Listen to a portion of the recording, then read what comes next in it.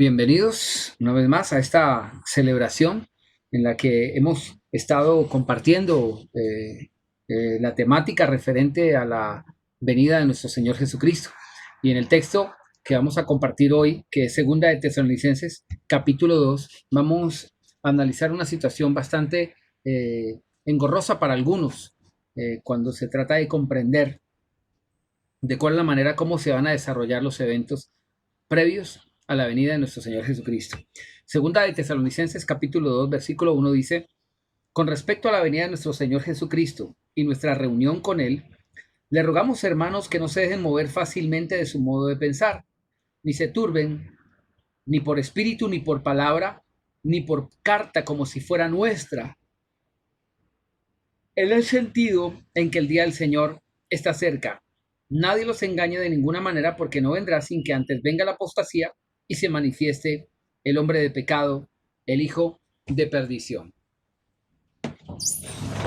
Hemos hablado de este pasaje ya en varias enseñanzas, y el punto aquí hoy tiene que ver con la manera como se suele interpretar este pasaje.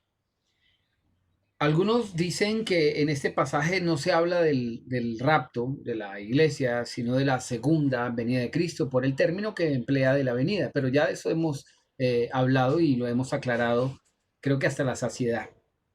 Lo que no hemos dicho es que la manera como está escrito es una forma demasiado evidente que se refiere justamente a el arrebatamiento de la iglesia. Muchos a todas luces tratan de no de decir que allí no está hablando del arrebatamiento de la iglesia, porque hay algo que no les cuadra en su teología, y es la presencia del anticristo antes de la venida de Cristo o del arrebatamiento. Para ellos, como su doctrina es que el arrebatamiento de la iglesia ocurre antes de la manifestación del anticristo, y este pasaje refleja todo lo contrario, entonces sencillamente dicen que está hablando de dos temas diferentes, o que está hablando realmente de la segunda venida y no del arrebatamiento. Pero aquí hay algo que tenemos que analizar, y es la manera como está escrita, la manera como está escrita esta carta. Primero, en esta introducción, en este pasaje, les dice con respecto a la venida de nuestro Señor Jesucristo y a nuestra reunión con Él, les rogamos, hermanos, que no se dejen mover fácilmente de su modo de pensar. Está diciendo, respecto al tema del arrebatamiento de la iglesia, les voy a decir, no se dejen mover fácilmente de su modo de pensar. La introducción es fundamental en este texto. La introducción es fundamental para la comprensión de este texto. La comprensión es referente a lo siguiente. Allí dice, con respecto a la venida del Señor Jesucristo y a nuestra reunión con Él. En pocas palabras, esta apertura del mensaje, esta introducción al mensaje, lo está diciendo de esta forma. Les voy a hablar con respecto a este tema. Con respecto a nuestra reunión con el Señor, a la venida del Señor y nuestra reunión con Él, les voy a decir lo siguiente. Pero más adelante dice en el versículo 2, dice que no se dejen mover fácilmente de su modo de pensar, ni se turben ni por espíritu, ni por palabra, ni por carta, como si fuera nuestra, en el sentido de que el día del Señor está cerca. Ellos dicen aquí que ahí está hablando del día del Señor, que nada tiene que ver con el arrebatamiento. El día del Señor es el día del gran juicio de Dios. El día del Señor es un momento en el que el pueblo de Dios no va a estar presente, porque sencillamente es un día de juicio, de un día lúgubre, dice la Biblia. Y vamos a mirar hoy justamente qué dice la Biblia del día del Señor. Muchos dicen que el día del Señor no es el día del arrebatamiento, es un día diferente. El día del Señor es un día de juicio. Y ahorita con los pasajes que vamos a ver, veremos que no es que sea un día tan feliz y tan alegre para la gente. Entonces es un día de juicio y de ira, de dolor y de aflicción. ¿Cómo puede ser ese el arrebatamiento? Entonces ellos dicen, y ya sacaron doctrina. La doctrina es que a cada cosa le dan un nombre. El día del Señor es un evento y el arrebatamiento es otro. Ellos dicen, el arrebatamiento es un evento y el día del Señor uno diferente. Pero el arrebatamiento recibe el nombre del día del Señor. ¿Por qué? Empecemos por lo elemental, la simple lógica, lo que decía, la manera como está escrito el pasaje. El pasaje dice, con respecto a la venida de nuestro Señor Jesucristo y nuestra reunión con Él, es decir, lo que voy a tratar en este escrito, en esta enseñanza, es con respecto a la venida de nuestro Señor Jesucristo y nuestra reunión con Él. Y luego dice, no se dejen mover de su modo de pensar porque no vendrá el día del Señor sin que primero venga la apostasía y se manifieste el hombre de pecado. Entonces ahí algunos dicen, no, está hablando de otro tema. No, no está hablando de otro tema porque acaba de decir que voy a hablarles con respecto a la venida del Señor y nuestra reunión con Él. Voy a poner un ejemplo. Es como si estuviera diciendo, con respecto a un tema, les voy a hablar de otro tema. ¿Tiene sentido? Es como decir, respecto a las naranjas, los limones tienen grandes vitaminas. Es como si estuviera diciendo, con el jugo de mora,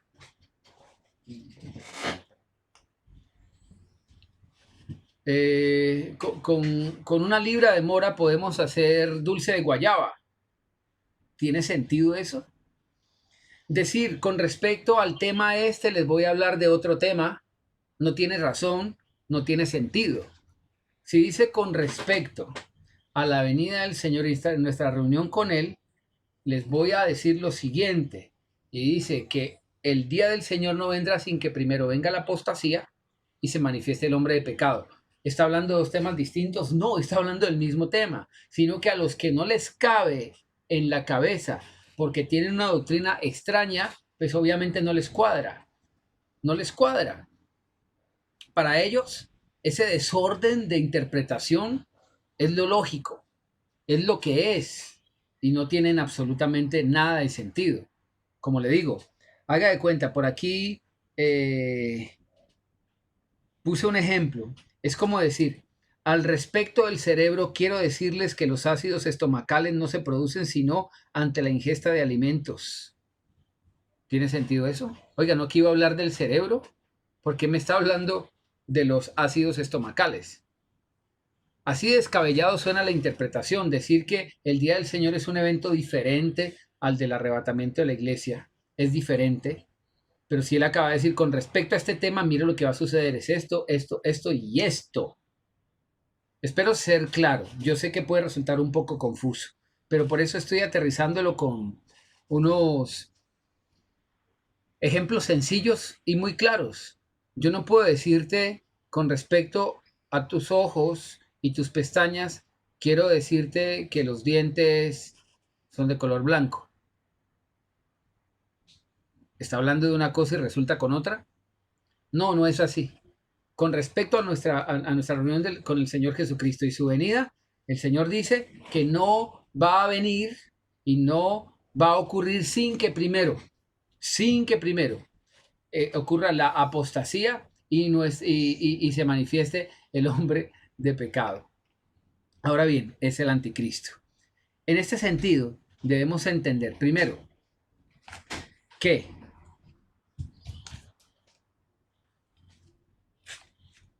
¿qué es el día del Señor? Permítame un segundo, yo cuadro mis apuntes.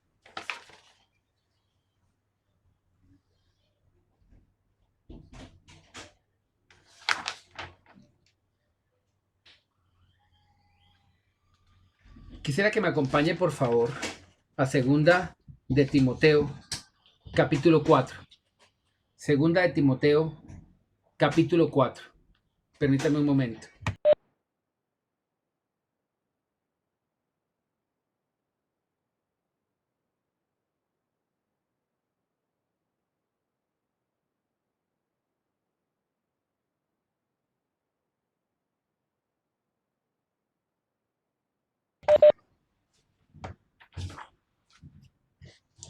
Segunda de Timoteo capítulo 4.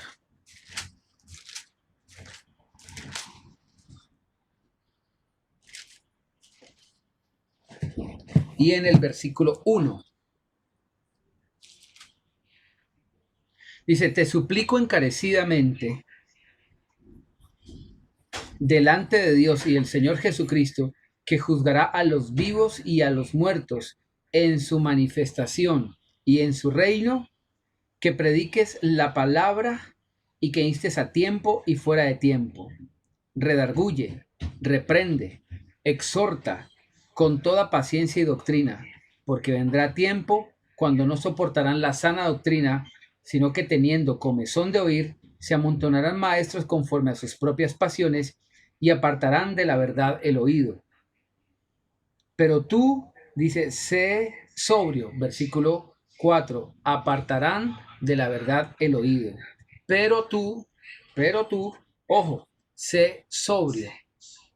¿Qué significa sobriedad?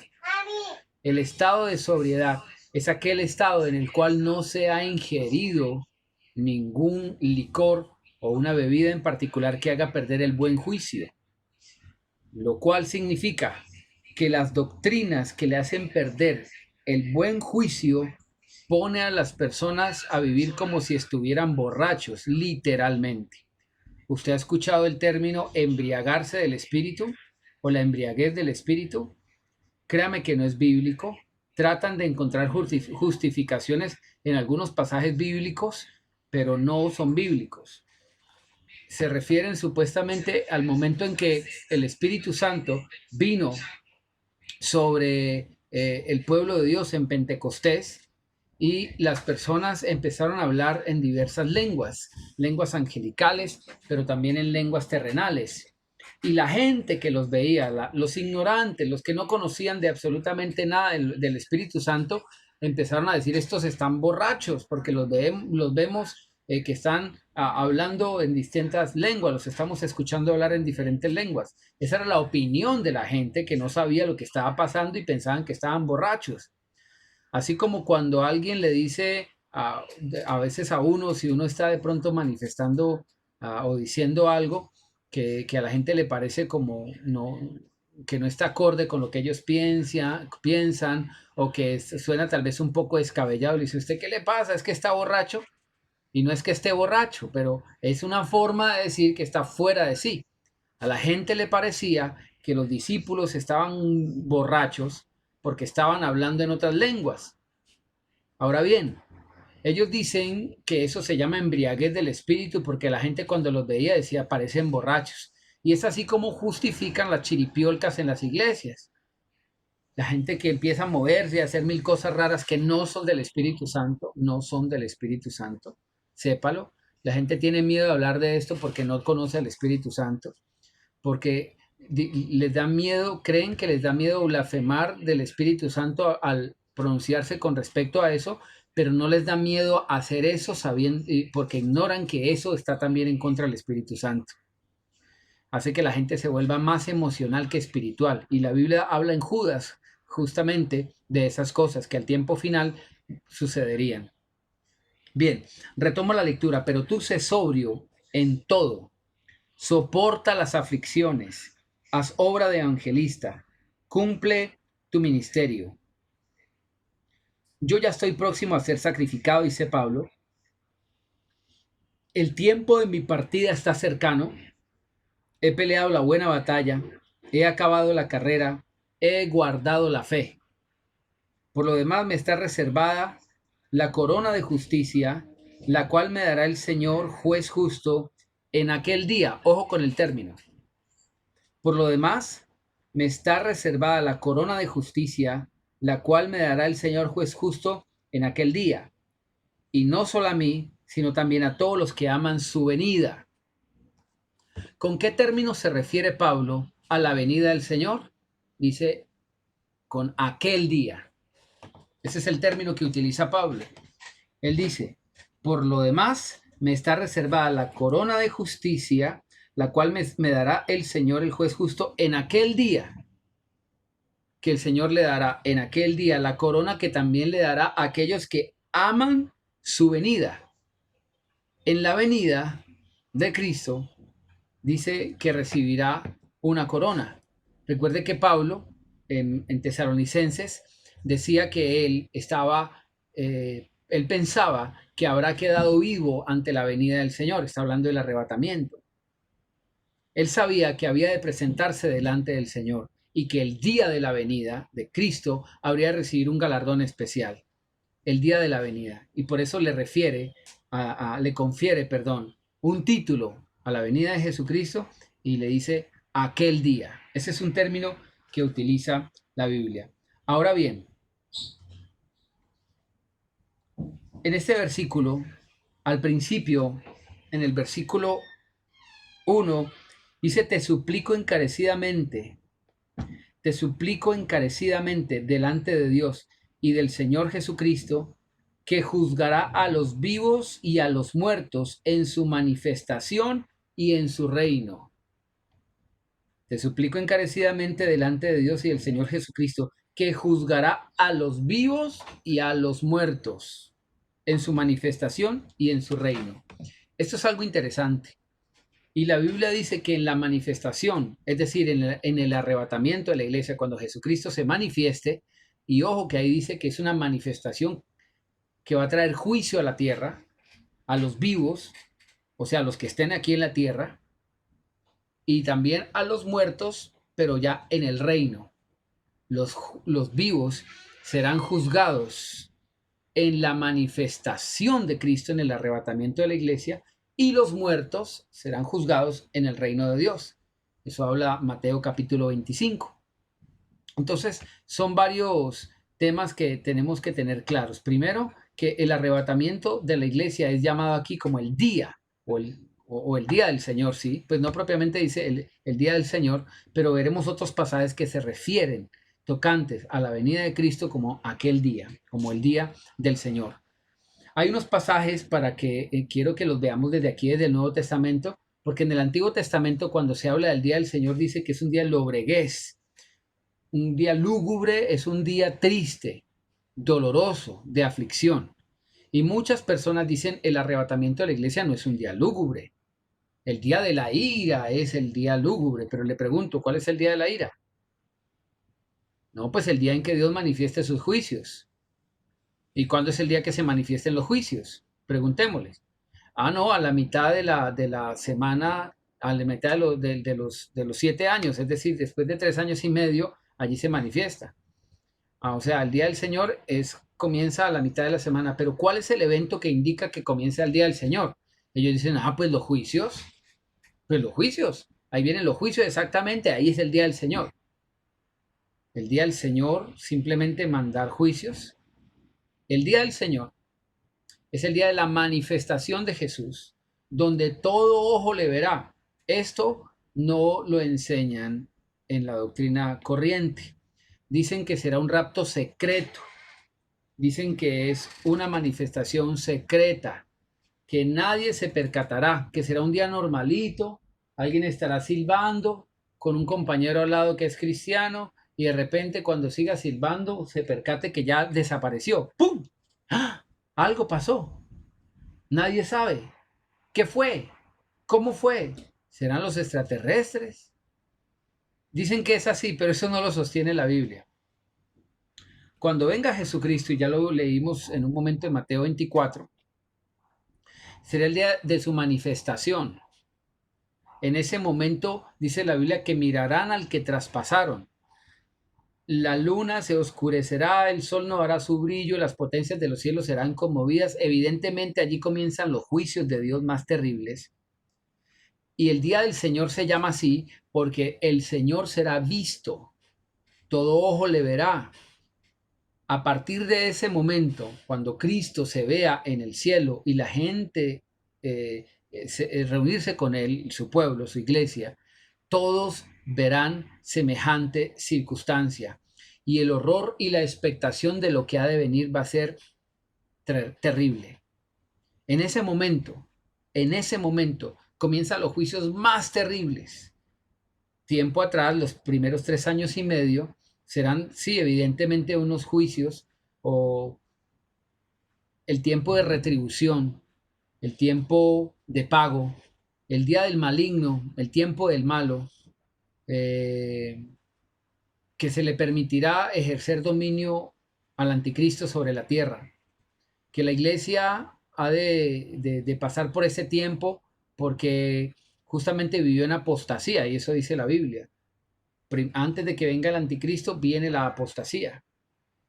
Y en esa apostasía que está viviendo la iglesia, no crea que va a quedarse sin castigo. No crea. Entonces, justamente en ese tiempo de castigo, va a ser limpiada, purificada, pero como leímos en la anterior entrega, la enseñanza pasada, vimos que el Señor nos guardará de la hora de la prueba que ha de venir sobre el mundo. Y lo que enseñamos allí es cómo Dios ha guardado a su pueblo siempre en las pruebas. No lo saca de ella, ninguna, bíblicamente hablando, muestra que el Señor lo saca, sino que está con su pueblo en medio de la dificultad. Y eso está en la enseñanza anterior. Ahora bien, dice que el Señor en su manifestación juzgará a los vivos. En esa manifestación va a ser un tiempo de alegría, de júbilo, de gozo para el pueblo de Dios porque lo espera, porque lo anhela, porque está viviendo un sufrimiento terrible y en ese momento Dios nos libera. Es cuando se hace más evidente, bienaventurados los que lloran porque recibirán consolación. Bienaventurados los pobres de espíritu, etcétera, etcétera, como dice Lucas capítulo 6. Bienaventurados los que tienen hambre y sed de justicia, porque serán saciados. Y en ese momento de bienaventuranzas para unos, también va a ser de juicio para otros. Si tomamos el pasaje que le refiero de Lucas capítulo 6,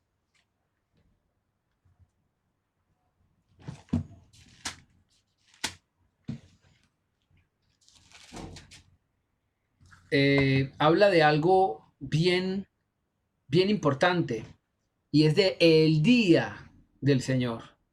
Escuche lo que dice ahí. Estoy leyendo Lucas capítulo 6, leo el versículo 20. Lucas capítulo 6, versículo 20.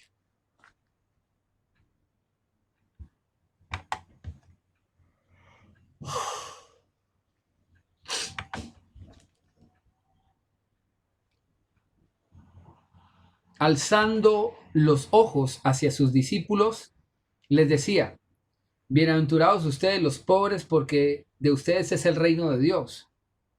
Bienaventurados los que ahora tienen hambre, porque serán saciados. Bienaventurados los que ahora lloran, porque reirán.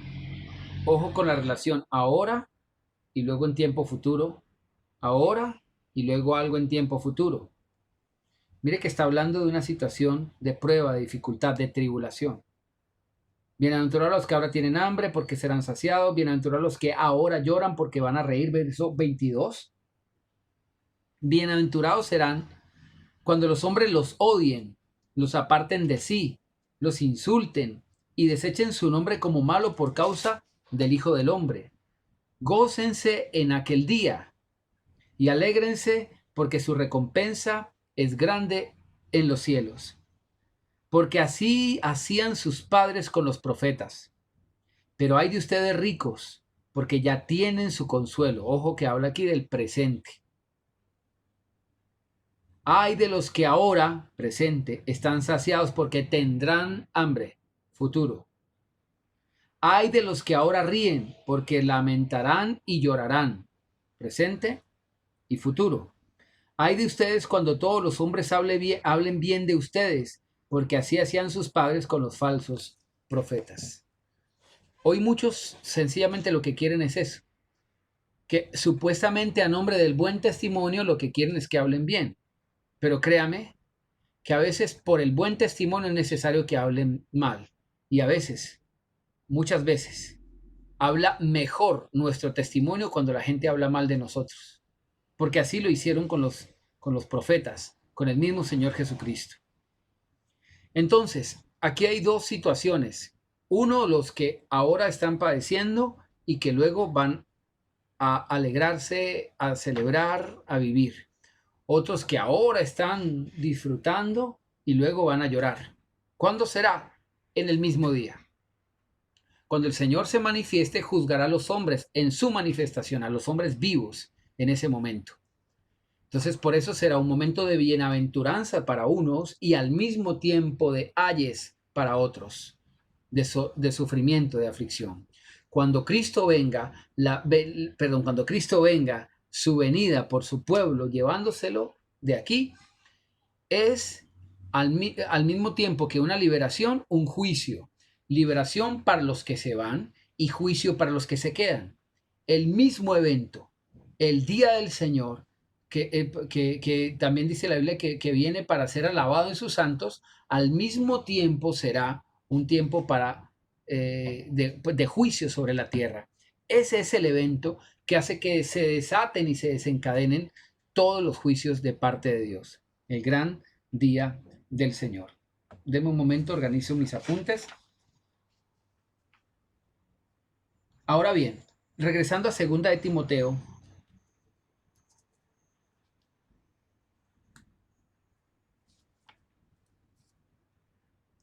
cuando dice, te suplico encarecidamente delante del Señor Jesucristo, de Dios y el Señor Jesucristo, que juzgará a los vivos y a los muertos en su manifestación en su reino, dice que predique la palabra, que istes a tiempo y fuera de tiempo, redarguye, reprende, exhorta con toda paciencia y doctrina, porque vendrá tiempo cuando no soportarán la sana doctrina, sino que teniendo comezón de oír, se amontonarán maestros conforme a sus propios deseos y apartarán de la verdad el oído y se volverán a las fábulas. Aquí está hablando del juicio de los vivos que tendrá lugar en el momento en que Jesucristo se manifieste, en el arrebatamiento. Y aquí está dando claridad de que lo que estará ocurriendo en ese momento, y justamente desde ya, que ya está pasando, es el tiempo de apostasía. Por eso dice, tú sé sobrio. Lo que tienes que hacer tú es redarguir, reprender, exhortar. Dice, con toda paciencia y doctrina. Con paciencia, porque lo que se tiene que procurar es la salvación de las personas. Seguir hablando, seguir enseñando, seguir instruyendo. Mucha gente no hará caso. Mucha gente sencillamente le parecerá molesta la predicación y seguirán en las mismas. Pero créame que la labor de Dios en el ministro es seguir instruyendo, insistiendo, persistiendo, compartiendo el mensaje de salvación. Ahora, porque dice que vendrá tiempo cuando no soportarán, dice predica tiempo fuera de tiempo, porque viene tiempo cuando no soportarán la sana doctrina. Esto es la apostasía. La apostasía es el momento, no digo será el momento porque ya se está viviendo, es que la gente no soporta literalmente la sana doctrina. Le suena como algo molesto, fastidioso, que no quiere escuchar. Esto es algo espiritual, créame. Ese escozor que produce la predicación de la sana palabra es algo espiritual, porque dice la Biblia, permítanme compartir con ustedes otro pasaje que se encuentra en el Evangelio de Juan, en el capítulo 3.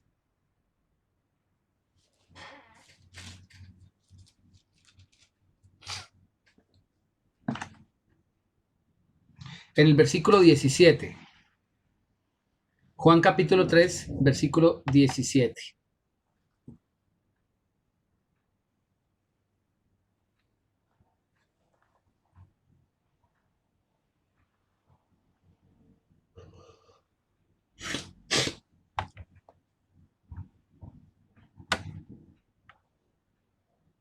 Dios no envió a su Hijo al mundo para condenar al mundo, sino para que el mundo sea salvo por él. El que cree no es condenado, pero el que no cree ya ha sido condenado, porque no ha creído en el nombre del unigénito Hijo de Dios. Y ojo, esta es la condenación. La luz vino al mundo, pero los hombres amaron más las tinieblas que la luz, porque sus obras eran malas. Los hombres amaron más las tinieblas que la luz, porque sus obras eran malas.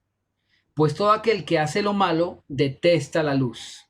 Pues todo aquel que hace lo malo, pues todo aquel que hace lo malo detesta la luz y no viene a la luz para que sus obras no sean puestas al descubierto. Pero el que practica la verdad viene a la luz para que se ponga de manifiesto que sus obras son hechas en Dios. Cuando una persona empieza a caminar chueca, mal, trata de evitar a toda costa la predicación, la iglesia, el mensaje de Dios, que el pastor le hable, que el pastor le salude, que el pastor lo mire. Tratan de evitarlo a toda costa. Algunos se sienten observados. Y créanme que mis ojos jamás pueden llegar a donde podrían llegar los ojos del Señor. Él todo lo sabe, Él todo lo ve. Y la Biblia dice que quien ama las tinieblas no viene a la luz, no viene a la luz, sino que detesta la luz. Es algo espiritual, por eso le decía. Es una reacción natural de la persona que empieza a obrar mal. Cuando una persona se permite algo de maldad en su mente, en su corazón, ese poco de levadura va a fermentar toda la masa. Terminará alejándose poco a poco, poco a poco. Algunas personas piensan que no están lejos de Dios porque todavía siguen yendo a la iglesia, pero su mente hace rato se fue de ahí. Hace rato se fue de la presencia de Dios. Que si el Señor viniera podría estar congregándose dentro de las cuatro paredes que le llamamos iglesia y se va a quedar a recibir todos los juicios. ¿Por qué? Porque sencillamente es un religioso, porque sigue un mensaje sencillamente por, por rutina evangélica. Pero una persona que es rutinario en la conducta de evangélico no se va a salvar. Por eso tenemos que sincerarnos con nosotros mismos. O sea, sincerémonos con nosotros mismos. ¿A quién pretendemos engañar? ¿A quién pretendemos agradar? ¿Qué se supone ¿de qué se supone que debe estar nuestra identidad permeada? ¿De la opinión de otros o de la opinión de Dios? ¿A quién pretendemos engañar? Si no nos conducimos de manera correcta, el único que se está perjudicando es uno mismo. Dios no va a dejar de ser Dios por lo malo que yo haga. Él seguirá en el trono, seguirá siendo Dios por toda la eternidad. Pero seamos coherentes.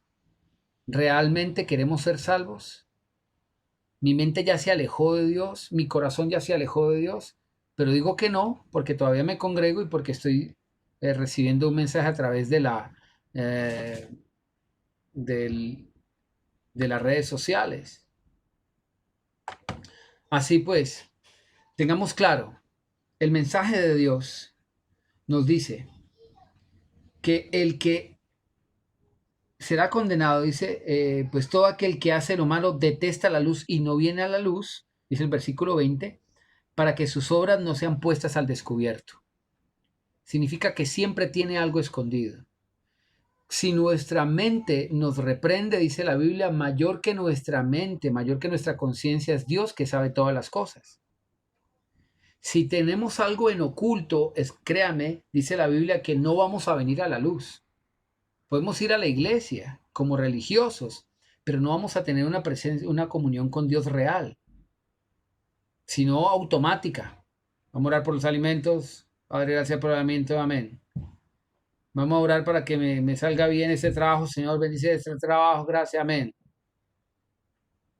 Un ser autómata no es un verdadero ser. Un ser cristiano no es autómata, no hace las cosas simplemente por hacerlas. Tiene conciencia, entendimiento, comprensión, sabiduría, inteligencia. Sabe el por qué y para qué hace las cosas y el por qué y para qué no las hace. Siempre que alguien ama lo malo, va a detestar la luz y no va a venir a la luz porque tiene algo oculto, para que sus obras ocultas no sean puestas de manifiesto. Y vaya y dígale y señálele eso oculto. Y le dicen, vea, es que usted tiene esto y esto. Ahí se transforma. ¿Y dónde quedó el cristiano que era? Le va a molestar, le va a fastidiar. Pero ¿de qué se trata? Simplemente de enojarse con alguien que le está señalando su error.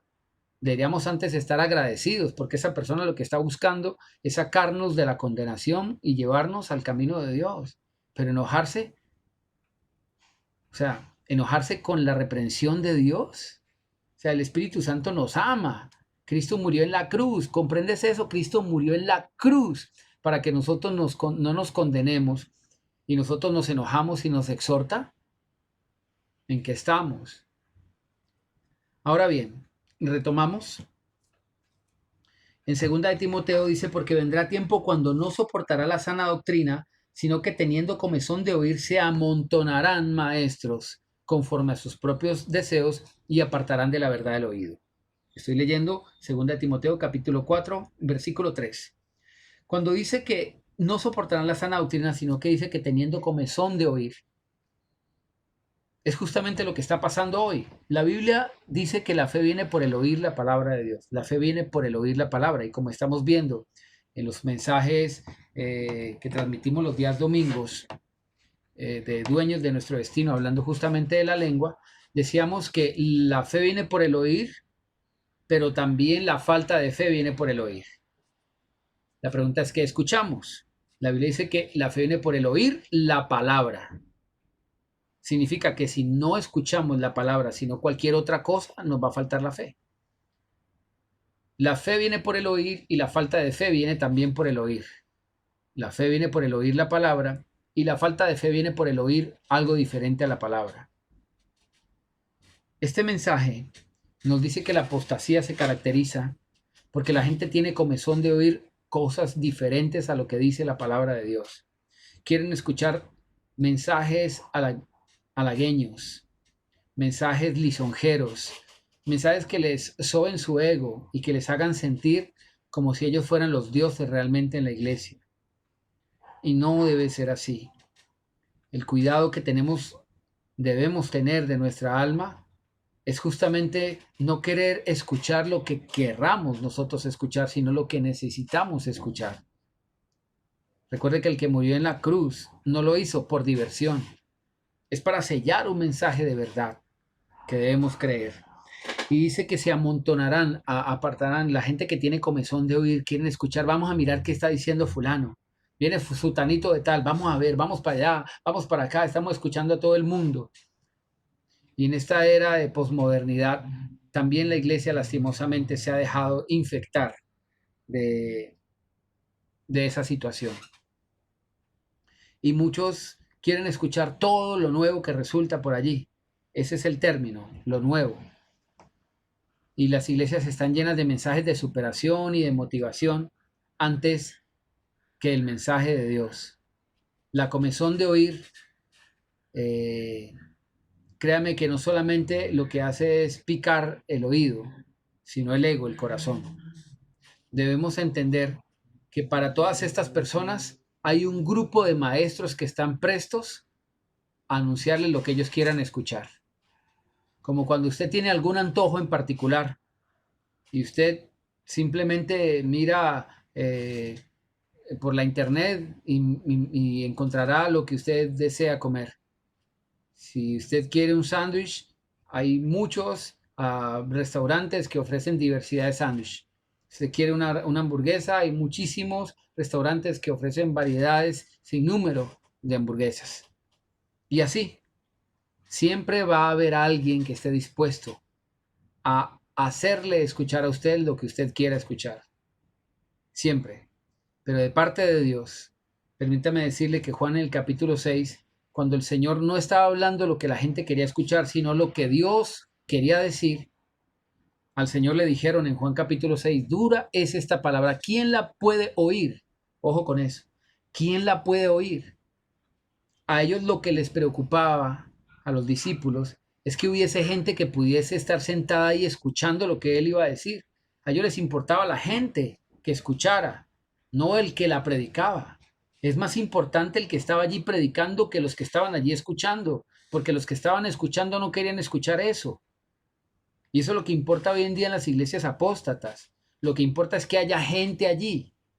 Y no que haya alguien predicando la verdad, sino que haya mucha gente, aunque sea escuchando la mentira, pero que haya muchos. Y donde hay mucha gente, mucha gente, uno tiene que analizar el mensaje. ¿Será que realmente están predicando la verdad?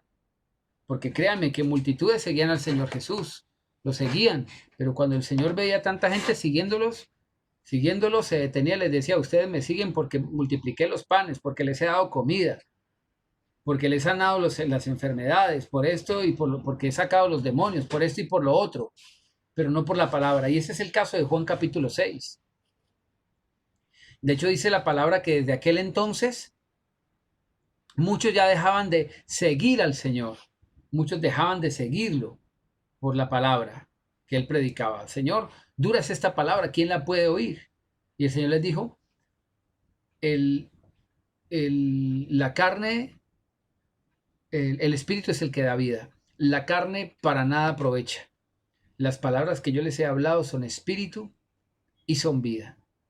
Si ustedes quieren irse, bien pueda, váyanse con toda la gente que no quiere escuchar este mensaje.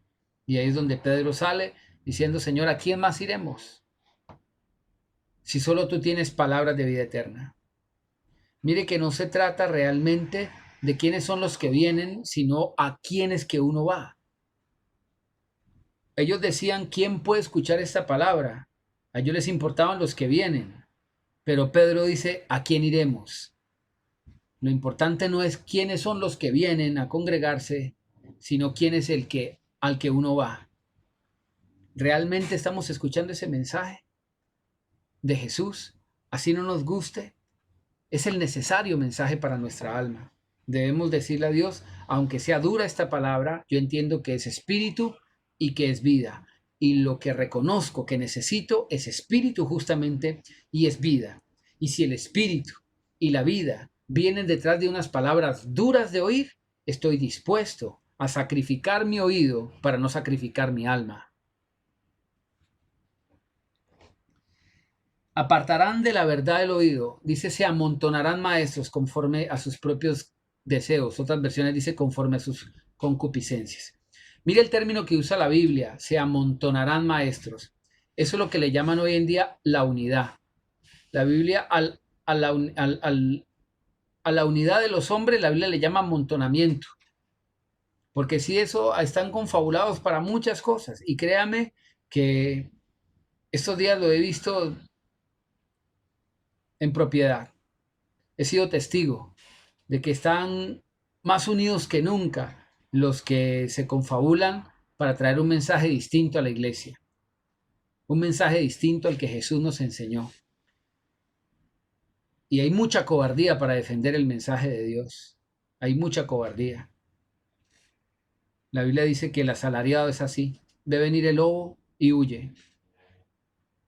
Pero tenemos que entender que el amontonamiento, la supuesta unión que existe, no es sino acudiendo a una demanda que el mercado exige. Y así lo digo con propiedad. Que muchos maestros se estén uniendo para transmitir este mensaje es un trato comercial de oferta y demanda. Muchos quieren escuchar esto y por eso hay muchísimos que se proponen y se ofrecen. Pero nosotros, como decía el pasaje, tú sé sobrio en todo. ¿Por qué? ¿Por qué sobrio? Porque otros, dice allí en el versículo 4, dice: se volverán a las fábulas. Y todos sabemos lo que es una fábula. Un cuento ficticio. Cuentos ficticios. Los mensajes de hoy suenan tan bonitos con una fe que ni siquiera la Biblia tiene, créame. A veces exageramos la fe pensando que la fe es una capacidad de lograr absolutamente todo, inclusive lo que la Biblia no dice que podemos lograr. Voy a colocar un ejemplo particular. En estos días de opresión, en el tiempo de cuarentena, por eso estamos transmitiendo estos mensajes desde nuestra casa, se quiere hablar de la apertura de las congregaciones, de las iglesias. Sin embargo, se dice que hay unas situaciones ocultas detrás de todo esto que tratan de impedir la apertura de las iglesias. Se sabe que detrás de este de la aparición de este COVID, hay manos oscuras, tenebrosas, que no solamente procuran enfermar a la gente, sino dominarla y controlarla. Que hay poderes transnacionales que están buscando unificarse para querer llevar a la humanidad a ser dominada completamente en una dominación universal. Todos sabemos que la Biblia habla de eso, entonces no es una conspiración.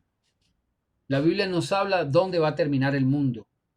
Y cuando alguien habla de estos temas, de que existirá un gobierno universal, le llaman temas de conspiración. ¿Acaso Dios estaba conspirando cuando inspiró la palabra?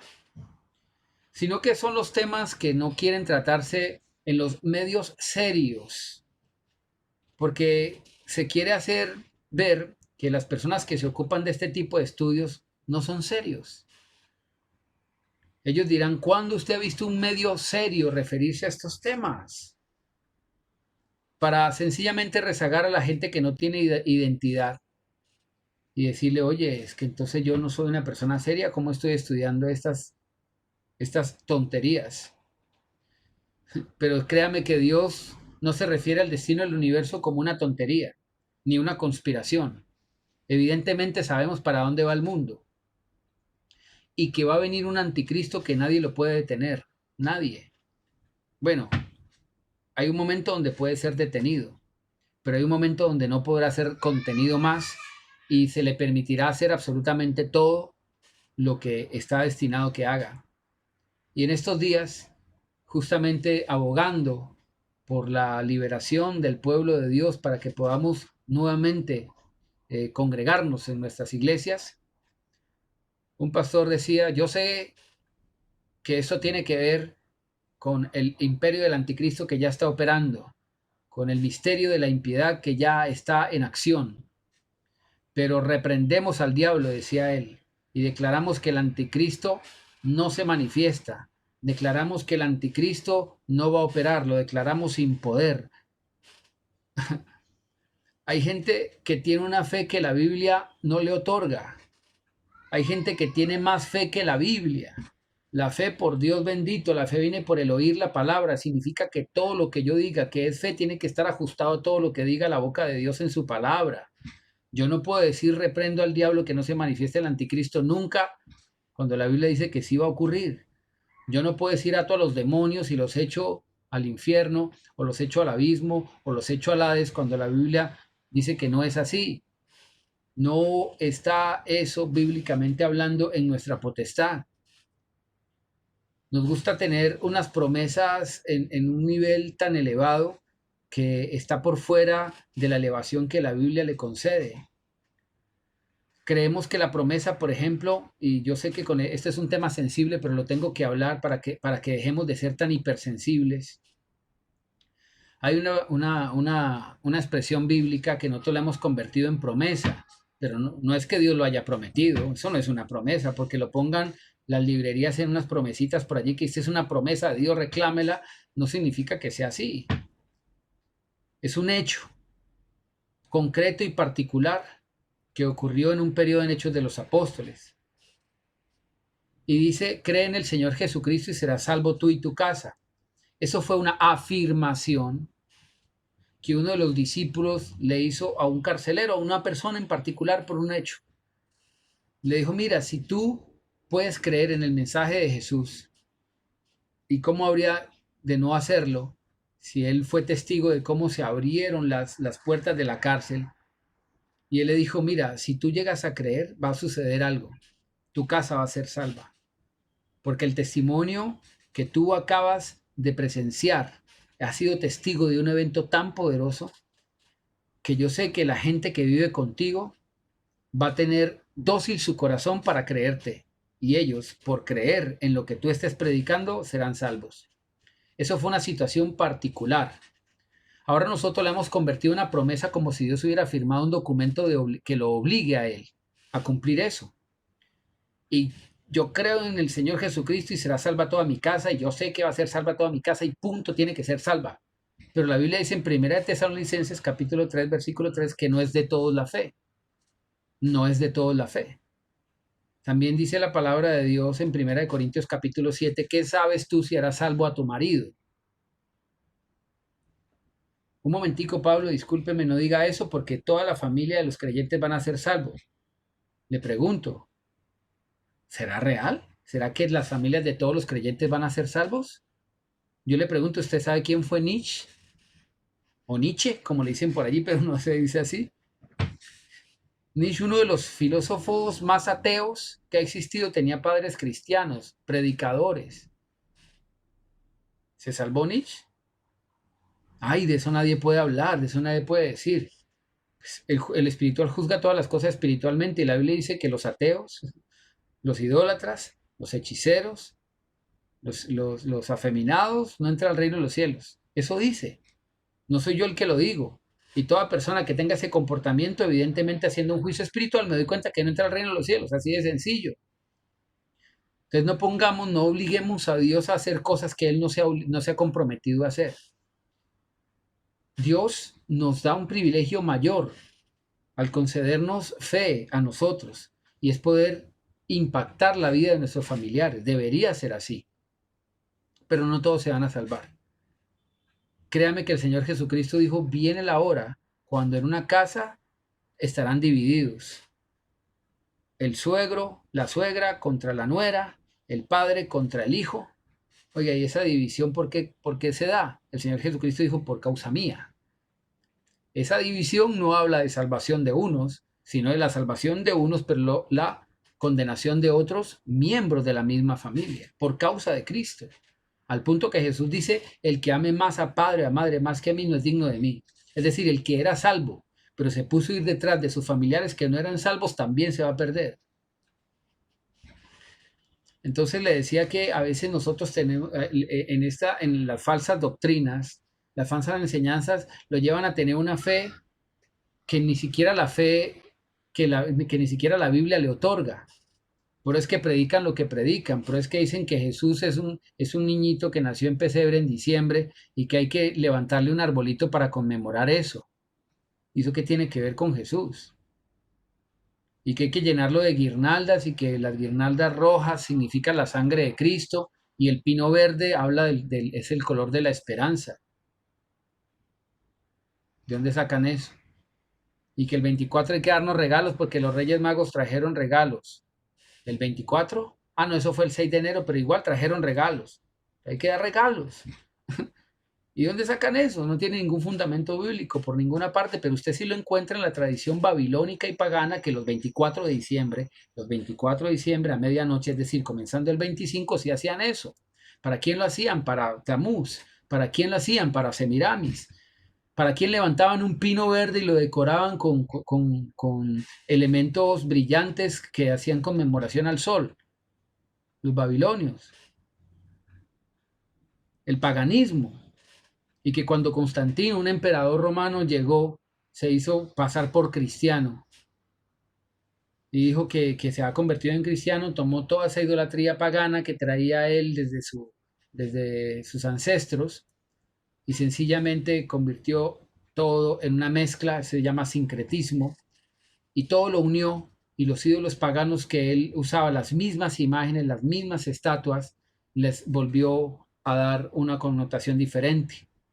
Si usted busca por internet se dará cuenta, busca imágenes de Semiramis, de Tamuz, y se dará cuenta que esas imágenes de una mujer con un niño de brazos, con un halo en la cabeza, existía miles de años antes de que Jesucristo pisara este planeta Tierra. La misma imagen de la Virgen María con el niño Jesús que tienen los católicos ya existía como estatua. Se encuentra en los museos del mundo, lo puede buscar por internet. La misma imagen miles de años antes que María siquiera llegase a existir. ¿Cómo es lógico pensar eso? Porque eran los mismos ídolos, los mismos. Y esas mismas, y hay material suficiente al respecto. Por allí tengo unos libros. Eh, que hablan de ese tema. Permítame un momento.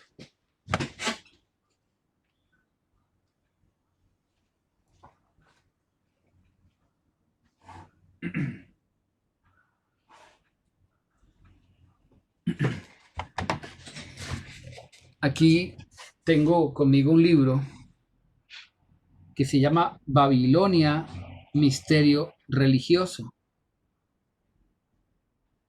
de Ralph Woodruff.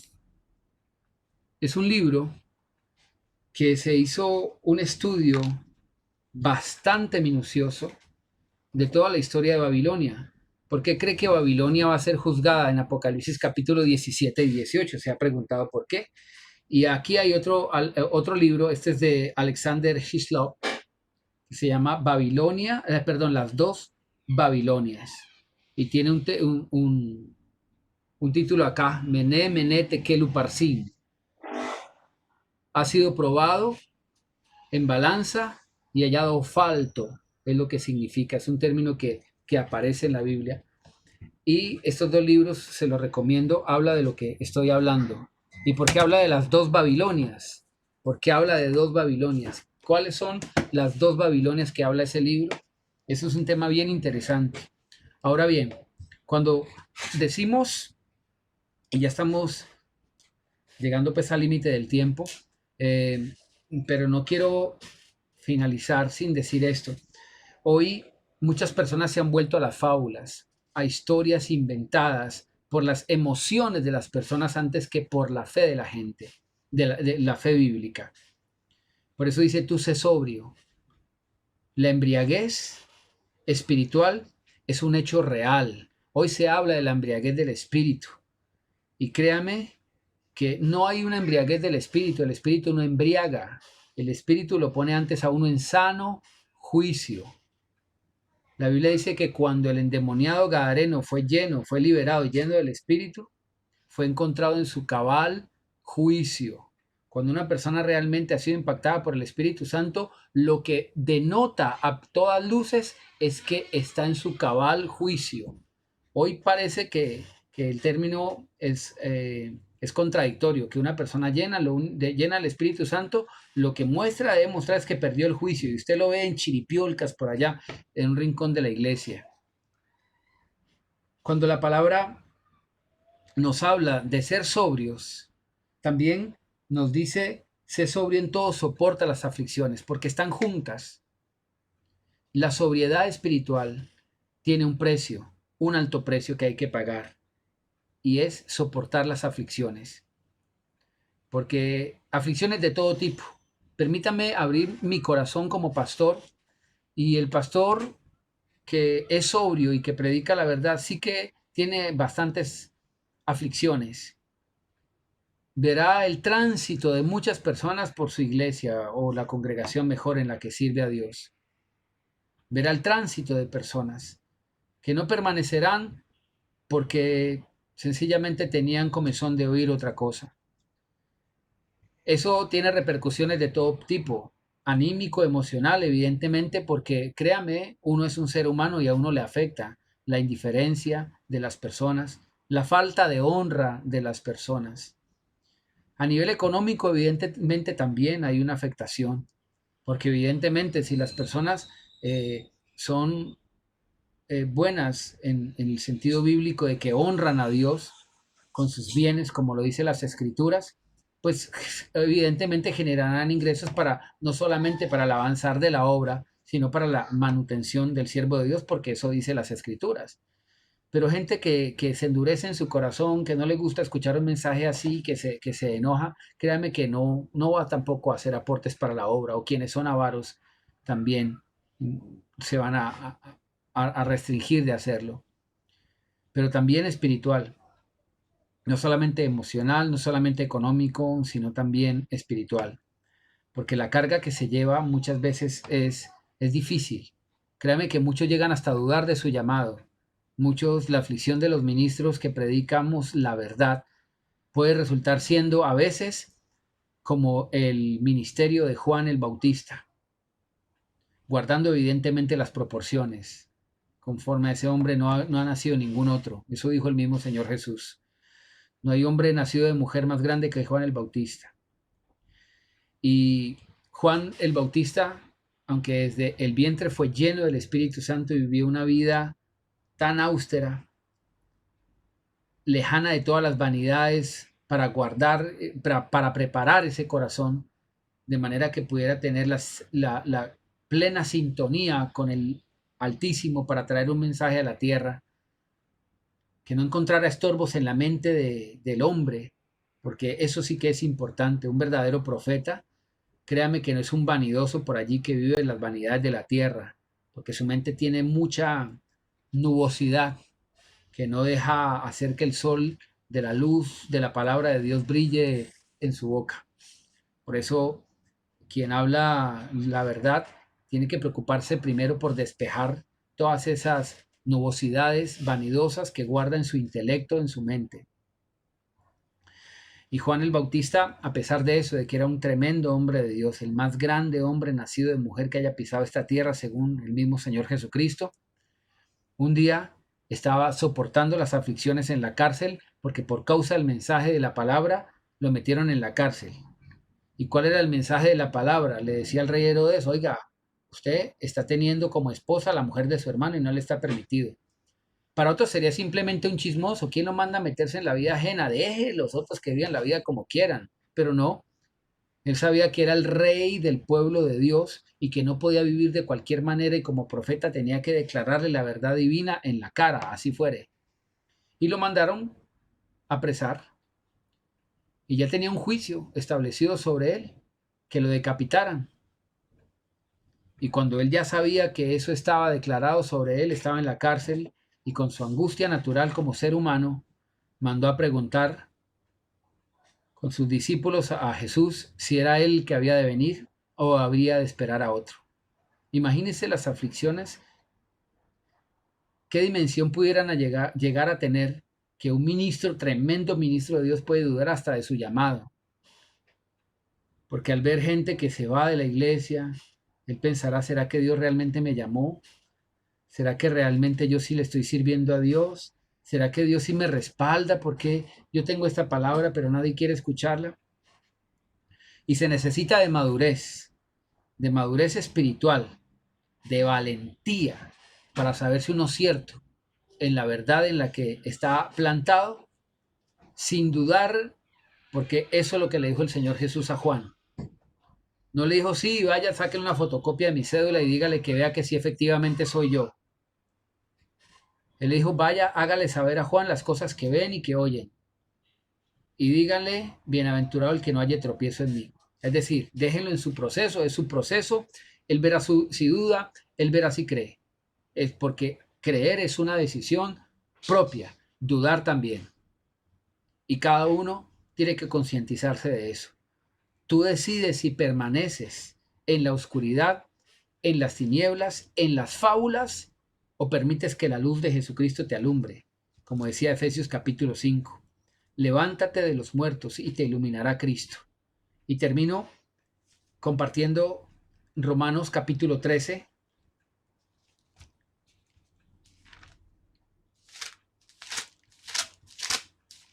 Romanos capítulo 13.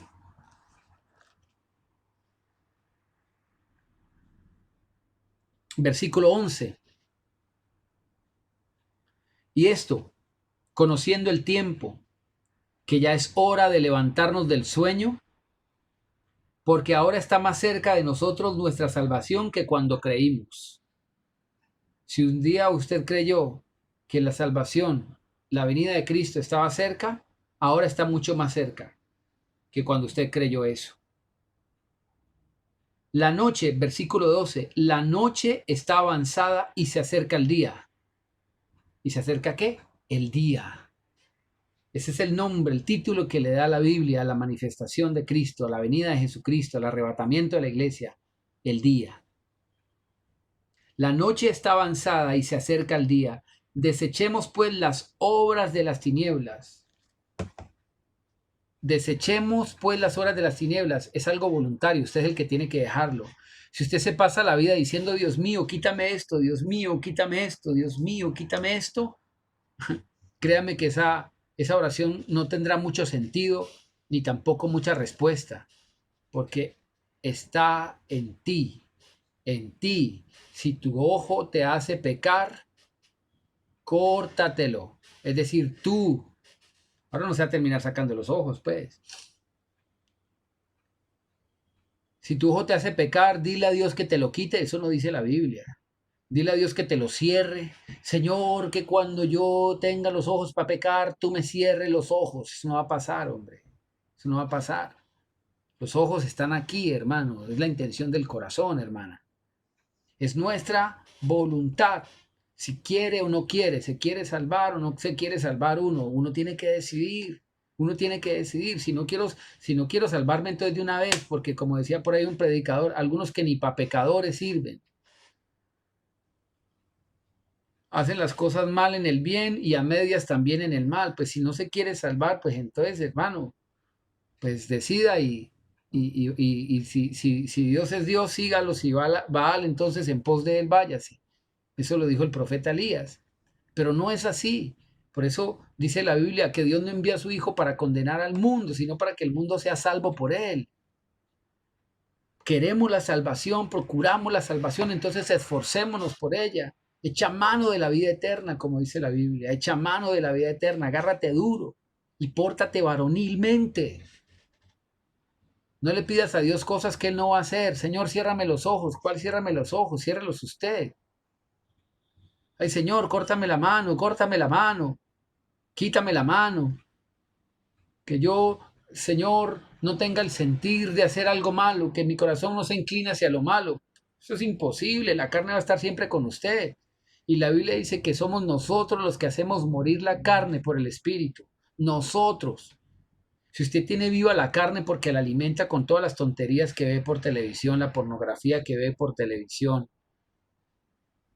y cuando digo pornografía no necesariamente me estoy refiriendo a pornografía explícita, sino novelas tontas que lo motivan al adulterio, sino imágenes tontas que lo motivan a la fornicación y a la idolatría y a la avaricia y a la vanidad y que corrompe su mente y que le ensucia su mente. ¿Cómo quiere decir que quiere ser salvo? Y no mantiene estudiando la palabra, no la estudia, no tiene tiempo devocional con Dios. ¿Realmente queremos o no queremos? Son nuestros hechos los que dicen, realmente, y no un amén, amén, amén. Bien, para finalizar, el pasaje dice, la noche está avanzada ya y se acerca el día. Desechemos las obras de las tinieblas y vistamos las armas de la luz. Andemos como de día, honestamente, no en glotonerías ni borracheras, no en lujurias y libertinaje, no en contiendas ni envidia. Al contrario, vístanse del Señor Jesucristo y no satisfagan los deseos de la carne. El problema del libertinaje es ese, que la carne tiene unos deseos que solamente uno los satisface. El diablo nada tiene que ver con eso, créame. La gente anda reprendiendo al diablo por todo.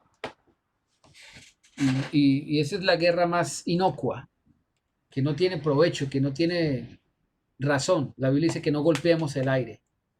La Biblia dice no satisfaga los deseos de la carne. Dice la Biblia en Colosenses 3:5, hagan morir lo terrenal en ustedes. Hágalo morir. Hágalo morir. Si usted quisiera hacer morir a alguien de hambre, ¿qué es lo que tiene que hacer? No darle comida, ¿sí o no? Y alimentamos tanto la carne, créanme que los medios de comunicación son basura para, no para alimentar el corazón de la gente, sino para ensuciarlo, para ponerle estorbos a sus propios pasos. Tengamos cuidado, tengamos mucho cuidado y alimentémonos de la palabra de Dios. Tenga cuidado con lo que ve, tenga cuidado con lo que escuche. Pídale a Dios, humíllese, ayune, busque de Dios, quebrante su carne. Si realmente queremos ser salvos si realmente queremos ser salvos, debemos ser sobrios y no casarnos con mensajes fabulosos, fantásticos. Fantástico es un sinónimo de bueno, pero créanme que no siempre. Fantástico es una fantasía. Y muchos de los mensajes de hoy son fantásticos, en todo el sentido de la palabra, solo fantasía. Y la gente le gusta, porque pues, ¿cómo estuvo el mensaje? No, fantástico, fantástico, fabuloso, fabuloso. Así sean mentiras lo que se predique y no debe ser así. Padre, te damos gracias porque esta noche, como muchas noches, nos das una palabra un poco más sólida. Sabemos que para nosotros en las celebraciones a mitad de semana se nos concede un plato superior, un alimento más sólido para robustecer nuestra fe, que no queremos solamente vivir con un mensaje de una fe liviana, de una fe principiante, como pueden darnos los mensajes de los domingos, que son tal vez un poco más de leche espiritual. Pero nos reconocemos necesitados, Señor, de un mensaje que realmente sea sanador, que como lo decía Hipócrates por allí, que tu alimento sea tu medicina, que tu palabra realmente sea nuestro alimento y nuestra medicina al mismo tiempo. No queremos alejarnos de la verdad, Señor, queremos mantenernos firmes en ella. Limpia nuestros corazones y nuestras mentes de todo engaño que nosotros nos hacemos a nosotros mismos, de toda mentira y falsedad que a veces atesoramos en nuestro corazón. Perdónanos por haber hecho muchas veces de nuestro corazón no un cofre, sino un basurero.